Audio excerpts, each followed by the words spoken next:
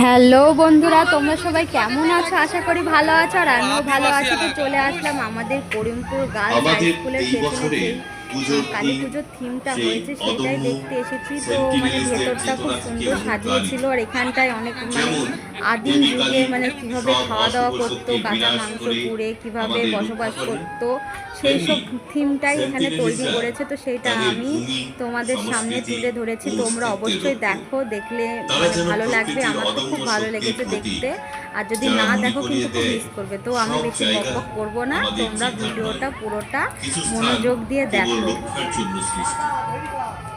তারা এক আদিম শক্তি এবং নিজেদের অঞ্চলের প্রতি এক তীব্র ভালোবাসার প্রতীক, যা আমাদের প্রকৃতির অপ্রতিরোধ রক্ষাকারী শক্তি এবং স্বাধীন থাকার অটুট ইচ্ছার কথা মনে করিয়ে দেয়।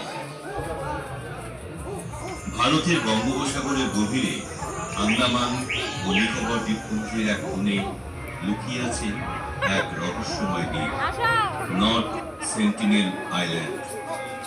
আমাদের কোনো সঠিক তথ্য নেই। এই দ্বীপের মানুষদের বলা হয় সেন্টিনেলিস উপজাতি। বিশ্বাস করা হয় বিচ্ছিন্নভাবে তারা কোনো বহিরাগতকে দ্বীপের কাছে ঘেঁষতে দেয় না। যে কেউ কাছে যাওয়ার চেষ্টা করলেই ধনুক বাণে সজ্জিত হয়ে তারা আক্রমণ চালায়। তাদের চোখে বাইরের পৃথিবী হলো হুমকি, আর অপরিচিত মানুষ মানেই বিপদ।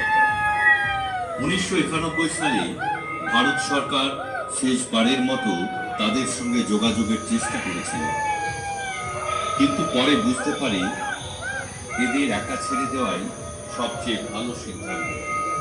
তখন থেকেই নর্থ সেন্টিনেল দ্বীপকে ঘোষণা করা হয় সংরক্ষিত এলাকায় আইনত দণ্ডনীয় অপরাধ